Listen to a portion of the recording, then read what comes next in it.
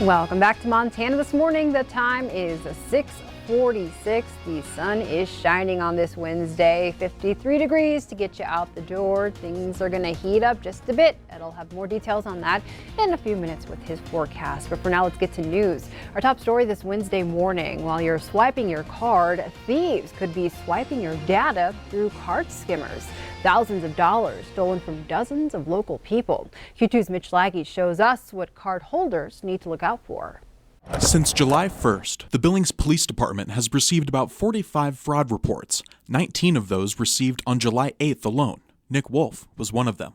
I was sitting at work one day and I got a text notification that somebody had taken money out of my account. It said $450 some odd is now out of your account. Is this you? I look at my account and lo and behold, it's all gone. The Billings police believe someone is using a credit card skimmer to clone card information and PIN numbers, and says all of the victims so far were still in possession of their cards despite the transactions.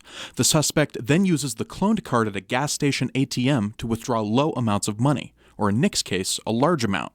Now, since the amount withdrawn can be low, people may not think to make a report with the police, instead protesting the charges with their bank. Nick was able to work with police to narrow down the search. I also gave him a bunch of pictures I'd gotten of receipts that we had found in the trash that were from my account and 3 other people's accounts, one consecutively right after another, showing that he was pulling money out of people's accounts. So how can you protect yourself? Experts say to cover the keypad when you are entering your PIN number, because the thieves can use a micro camera to capture your information.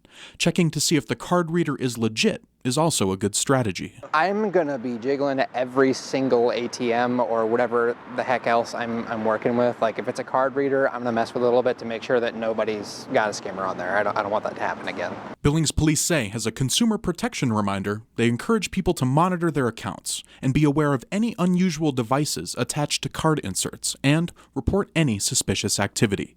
In Billings, Mitch Laggy, MTN News. And Billings police are also asking anyone who notices unauthorized purchases on their cards to make a police report by calling 657-8200. In court news, a Billings man pleads guilty to slamming his truck into a highway work crew and killing another Billings man last fall.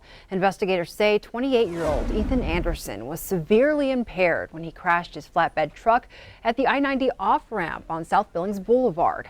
52-year-old Jeff Dykeman died at the scene. Anderson admitted on Tuesday to negligent vehicular homicide and 2 counts of criminal endangerment. Court documents state on October 24th, Anderson was driving under the influence of dust-off. Anderson is expected to be sentenced next month. The maximum penalty for vehicular homicide is 30 years in prison. Strong words and action from a federal judge in Mammoth Hot Springs as he sentenced a San Francisco man who left the boardwalk in Yellowstone National Park. 28-year-old Jason Wynn, seen here in a photo, walked hundreds of yards across Grand Prismatic Spring at the end of May. Wynn, who appeared by phone from California on Tuesday, had reached a plea agreement with the U.S. attorney to pay a $1,540 fine, but Judge Mark Carman bypassed the sentencing deal. He reduced the fine to $1,040, but tacked on 4 days in jail, 1 year's probation, and a 1-year ban from the park. Judge Carman said the Grand Prismatic is one of the greatest scenic areas in the country and told Wynn, "We will not tolerate people who damage resources."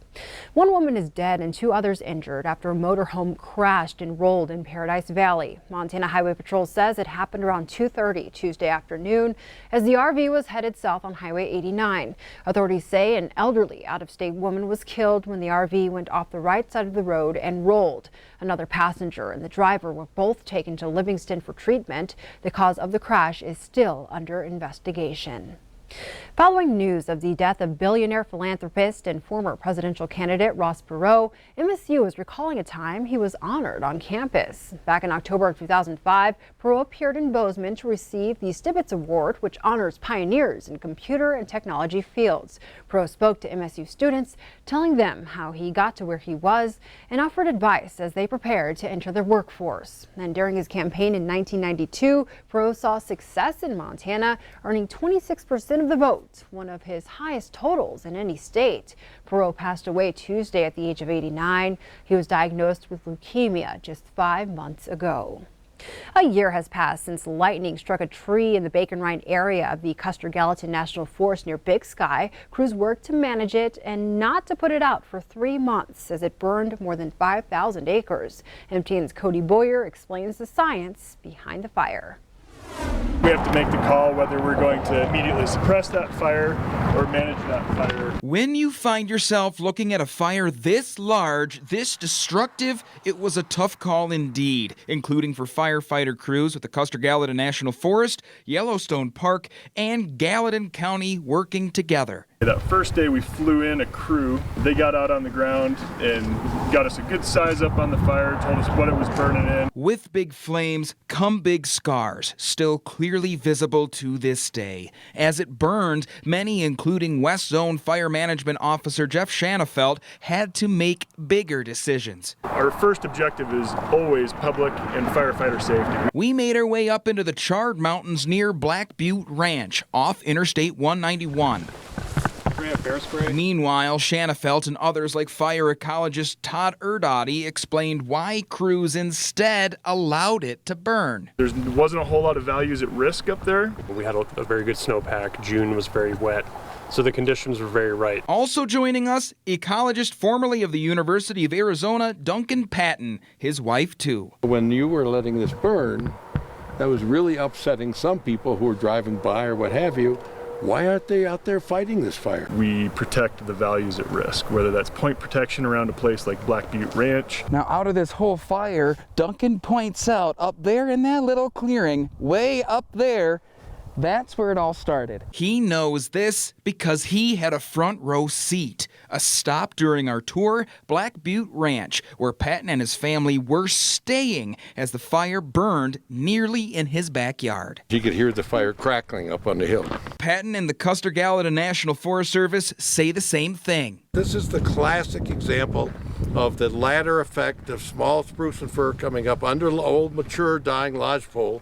A lot of them have died because of the beetle kill from a few years ago. The fire's just playing its natural role in the wilderness. Now green is returning, and with evolving plant life, more fire resistant. The Bacon Rind fire taught each crew a valuable lesson. By following the right science, we can manage larger fires on the landscape under the right conditions. The Forest Service says the outlook for this year is promising. While that can change, there is no drought expected to help start something like this again. In Gallatin County, Cody Boyer, MTN News.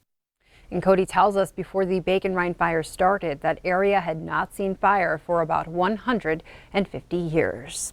Back here in Billings, Montana Senators Jon Tester and Steve Daines helped secure a $1 million grant for Billings Logan International Airport. The grant is part of a larger $47 million in funding that will be given to airports across Montana, with a $50 million terminal expansion on the way and fire equipment that is almost expired here at Billings Logan. It will be put to good use. This money will allow the Billings Airport to purchase $200,000 worth of aircraft rescue and firefighting equipment. The remaining $800,000 will help pay for the design and architecture work that has gone into planning the Billings Airport's terminal expansion. We'll probably get a couple more grants this year. I'm keeping my fingers crossed. I know we'll get at least one more. 2 would be great. And so when that happens, wonderful. But each year, you know, we get notification from the senator's office, and we always are thankful that they're out there helping support our local community and our local airport. It's very important to us. Work on the expansion is scheduled to start in September 23rd and be complete in 2023. On the music scene, the heavy metal band Slayer is slated to play one of its very last shows ever in Billings later this year. Slayer will headline the 4-band concert, which also includes Primus, Ministry, and Phil Anselmo of Pantera. The concert is scheduled for November 22nd at the First Interstate Arena at Metro Park. The group formed more than 3 decades ago and is calling this tour its last. One of the coolest things about getting Slayer to First Interstate Arena is it's one of the last shows they're ever going to do. Slayer will be here on November 22nd. Their final show is November 30 in Los Angeles. So those who are big Slayer fans, this is going to be a great opportunity to see them.